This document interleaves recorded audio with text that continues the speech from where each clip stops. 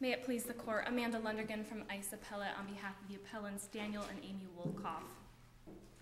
There are several reversible errors that exist in this case, but I believe the Court doesn't really need to look any further than the unavoidable conclusion that the final judgment is not supported by one iota of evidence, a final judgment of approximately $1 million. What we had at the trial court was a witness on the stand who, when asked whether or not one document, which was not marked for identification, identified, or moved into evidence, seemingly was accurate in comparison to other documents which were not identified, marked for identification for appellate purposes, or moved into evidence. That is the only testimony or evidence we have about the final judgment figures. I agree with you. There's a concern there, but was there any objection to the testimony? There was nothing. The argument that we made was it never ripened for an objection. There was nothing there to object to. He never said there's an amount or this amount comes from a document. It hadn't ripened yet to object because the testimony that was elicited really didn't amount to anything to object to in the first place. It's comparing two unknown things, which is basically irrelevant to the court. So there may have been a relevancy objection there, but it's harmless because the testimony that was elicited didn't go to anything. It didn't support this $900,000 final judgment. So when the witness said, yes, it seems accurate, or responded to the question, the witness neither recited the number, nor did counsel move to admit the document? Nor could they have. If the document was the final judgment, which we don't know, it's beyond the record of this court, the witness could not. It appeared to be a proposed final judgment prepared by some counsel. Potentially.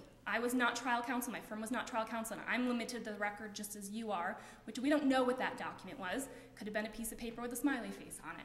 But as we sit here today, we don't know what that document was, but the witness couldn't have testified about the numbers because he would have been testifying about a document that was not in evidence. And that's under the Sass v. Federal National case. You can't testify about the contents of a document that's not in evidence.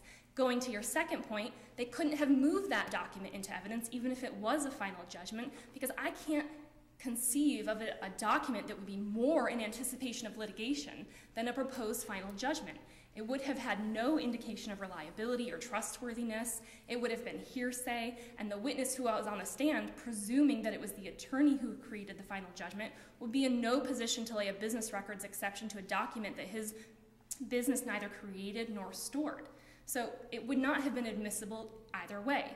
So what we have is no evidence of the amounts due and owing. Now, the bank has argued that we have somehow waived that, but the case law is clear that sufficiency of evidence is never waived under Rule 1.530E. And they respond to your argument about no evidence of indebtedness by saying that the payment history that was admitted into evidence reflected the total amount owed. Did it?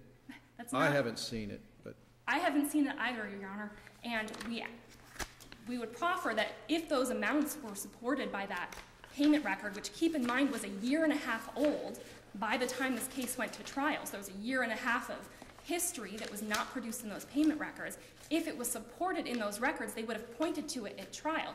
And if they hadn't pointed it at trial, they had the opportunity to point to it and identify it for Your Honors in their briefs, and they failed to do that. I've reviewed those payment records. I can't come up with a number of $960,000 that's supported by those payment records because it simply doesn't exist. In addition, those records are almost illegible because we weren't provided with any codes or keys to decipher the amounts that are in there that would help us come up with this $960,000 final judgment. We also don't have any evidence in there of attorney's fees, taxes, insurance, and all the other amounts that comprised of this $1 million verdict. So then the question becomes if the court doesn't have to look beyond the bank's complete failure to put on a case with regards to the amounts that they were owed, what's the ultimate outcome? And the ultimate outcome that we're asking for is that you reverse the final judgment that was awarded below and enter a judgment in favor of the defendants. And I rely on Judge Silberman's findings in the Correa case where it said that it's not this court's responsibility to retry a case or give an opportunity to retry a case when there's been a failure to put on proof. It's simply not our job to allow for piecemeal litigation. They had their day in court. They had their opportunity to present their evidence of the damages that they were seeking, and the only amount that should have been put into that final judgment is a zero. But Sass's holding is different. Sass remands it for further proceedings to determine the amount of indebtedness. So it wasn't a complete reversal. But I think the Correa case is more on all fours with this case. In Correa, if you remember, it was a fairly recent case. The bank had proceeded to final judgment without putting on any evidence of a lost note count. The lost note count was one of its allegations in its complaint. And this court reversed and said, we're not going to send it back for you to prove a second time that there was a lost note count. Well, this isn't a lost note issue here. What happened here is in summer of 2007, the mortgage is transferred, the note's endorsed in blank, and by January 2008, they filed a complaint with the endorsement in blank and a copy of the mortgage and the assignment at the time of the initiation of the suit. So that's different from Correa. But it's not, because Correa involved an element of proof that they had to put on, a part of their case, and so did this case. And Sass is different because the witness in Sass actually did elicit testimony that $240,000 was owed, and there was an objection to hearsay, and that was overruled, and that testimony was allowed to come in. So they had at least made a threshold showing of some sort of testimony, whether it was hearsay or not, that some amount was owed. We don't have that here. The bank didn't make any effort to put on verbal testimony or documents to support one iota of that final judgment, and therefore they shouldn't get a mulligan or a do-over and be allowed to go back to the trial court and put on a second case or a third case every time the other party points out a flaw or a weakness in their case. So in holding with the Correa case, this court should send it back for a judgment to be entered in favor of the defendants. If this court wants to go beyond the extreme error of not putting on any amounts due and owing, there is an additional error that was committed by the lower court, which was the allowance of a breach letter that was never disclosed in evidence. It wasn't provided in response to the QWR. It wasn't included on their pretrial witness and exhibit list, and it wasn't even brought forward to the court until the court departed from a position of neutrality after the plaintiff had rested its case.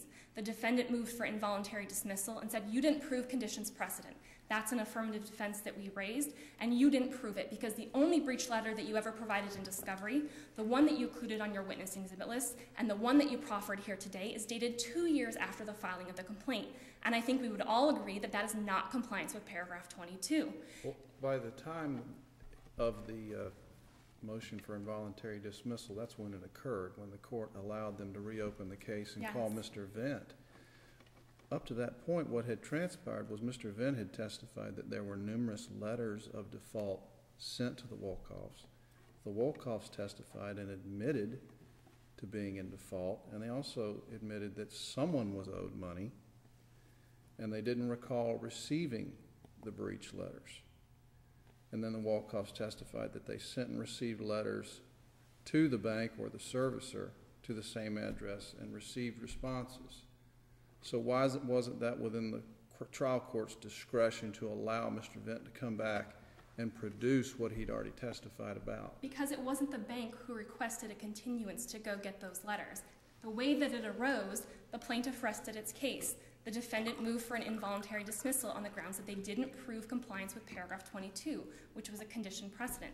The judge was the first one to suggest, even though Vent had said on the stand, there are some other letters, but we're only proceeding on this letter. The bank never gave any indication that they intended to go get other letters, that they needed other letters, and it was only after the defendant had shown its hand or tipped its hand to the other side that this is a fatal flaw in your case, that the court, for the very first time, and the only person to suggest it, said, let's take a continuance so you can go find other default letters and come back and prove an essential element of your case. And that's simply improper under all of the case law that we have cited. It's improper for the court to suggest to a party that it needs additional evidence to support an element of its case. It would be different, as Your Honor has suggested, if it was the bank who had first requested a continuance so that it could get additional evidence while they were still in their case. Then it may be within the court's discretion, although prejudicial to the other party, may be within the court's discretion to allow a continuance, a few weeks or a few months, for the bank to get the additional evidence that it needed. But it was not the court's duty, nor within the court's discretion,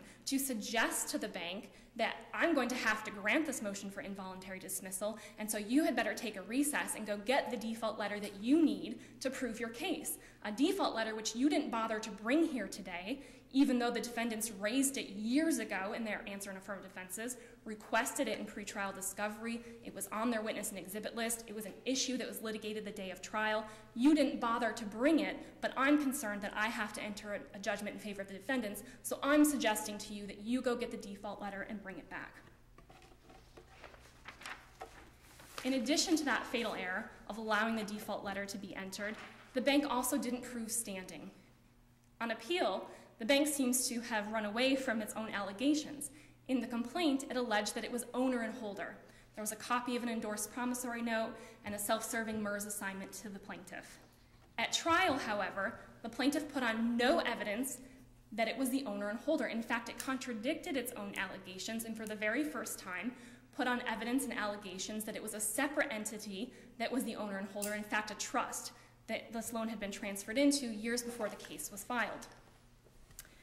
If the bank were even going to proceed on just holder, which is contradictory to its own allegations, under McLean, it would have had to put on some sort of proof of when the endorsement was created and when the loan was transferred to it. Now, the bank wants you to believe that just because there was a blank endorsement on the original complaint, that somehow is proof that the bank had standing on the date the complaint was filed. That proves nothing. All it proves is at the time the complaint was filed, there existed a copy of an endorsement. At the bare minimum, it only makes it a bearer instrument, but a bearer instrument to whom? That could have been any person, any entity. What they had to do was go the extra step further of saying, we were in possession of the original promissory note at the time the complaint was filed. That was not part of their allegations. That was not the proof that they had put on the day of trial. And therefore, under McLean, even if you ignore the fact that they alleged owner and holder and put on no evidence of owner, they also put on no evidence of holder, because the only evidence they point to you in their reply brief and the only evidence that's before this court is the fact that there was a copy of an endorsement attached to the complaint, and that doesn't get them where they need to go. Mr. Vint testified the endorsement was in blank and that the mortgage was transferred to AHMS June 2007, or the note was transferred to them June 2007. Mortgages was assigned January 2008, all occurring before the complaints filed. The note, endorsed in blank, is attached to the complaint. Can't you presume that they're the holder and owner of the note when it's filed at that time? Unlike the Gonzalez case, when it's filed afterwards and it has no date on it. That's insufficient. But here, they have a blank endorsed note filed with their complaint with the allegation, we own and hold the note. They can always plead in the alternative, too, as to a lost note claim. They do that all the time. I disagree about Mr. Vent's testimony. What Mr. Vent testified was that the owner of the note was not the plaintiff, but a trust, a separate trust, which they never brought forth any proof that they had authority on behalf of that trust to foreclose. They, as the servicer of the loan, in possession, have equitable title to it. There may have been some hearsay testimony that they were the servicer, but no servicing agreement was presented. Let's get back. It's the note that's endorsed in blank. It's attached with the complaint. Correct. What else is needed? If it's a blank endorsement, it's bare paper. If a stranger walking down the street picks it up, they can file their complaint and attach it. What else is needed? But bare paper to whom? The party who's in possession. That's what bare paper means. If I give you a dollar bill, have I got to say that this has got my name on it? But bare paper is only enforceable by the party who is in possession of it. There was no evidence that they were in possession of it prior to the complaint being filed. When they filed, the day they filed the very split second they filed the complaint, they had to have possession or they couldn't attach it. And if they had it at the split second they filed it, what else is needed? I disagree, because their original complaint alleged lost note count, which contradicts your allegations or assumptions that they were in possession. Did they file it with their complaint? They filed a copy. They did not file the original until years after the litigation had started. They didn't file the original? They did not file the original with the complaint that was filed. It was not until years later that the original was filed. So those two facts go against their own allegations, and there was no evidence at trial that they were in possession. They did file a count for a lost note? Yes, the original complaint contained a count for lost note, which goes against any allegations that they were in possession. The evidence that they file a copy at the time they filed the complaint, how can you say they don't have it? Because a copy isn't enforceable. They have to show they had the original. So they have to testify at trial via an assignment, which was not introduced at trial, a purchase and They sale don't agreement. They don't have to have an assignment if it's endorsed in blank. But they have to have some evidence of possession, physical possession of an endorsed note at the time of the filing. So I'm giving examples of things that would show that. An assignment would show that. A purchase and sale agreement would show that. A pooling and servicing agreement may show that. Some sort of internal record showing when they received With it. some testimony that at the time we filed it, we had it. We may have lost it afterwards, but at the time we filed it, we had it. If that testimony was supported by admissible documents, business records. Wait a minute, how can you have admissible documents of what, I say I had it. When we got ready to file the complaint, we'd misplaced it, so we've asked for the lost note, but then we found it and we filed it. They're going to have some testimony that they were either in possession before the complaint was filed, it was lost and then found, or it was never lost in the first place. Did he testified that he had it before he filed the complaint? I disagree that that was his testimony. In Okay. fact, what his testimony said was, we weren't in possession, this was transferred into a trust whom we serviced this loan on behalf of. The trust was in possession of those documents. Now, there was never any testimony or documents introduced into evidence establishing some sort of servicing relationship between that party and the purported owner, nor were those the allegations. That's not required if you have testimony that you're the holder of the note. But that wasn't their allegations. Their allegations were we were the owner and holder of the note. They never proved You can owner. plead in the alternative. It wasn't in the alternative. It wasn't an and/or type of situation. It was we are the owner and holder of this note. And so Okay. they didn't prove that. They didn't prove that they're the owner. They didn't prove that they're the holder. And the only evidence they did submit was that somebody else was, and we don't have any sort of relationship with them that they proved. Did you want to save any time for? Yes, I do. Thank you. You still got 4 minutes.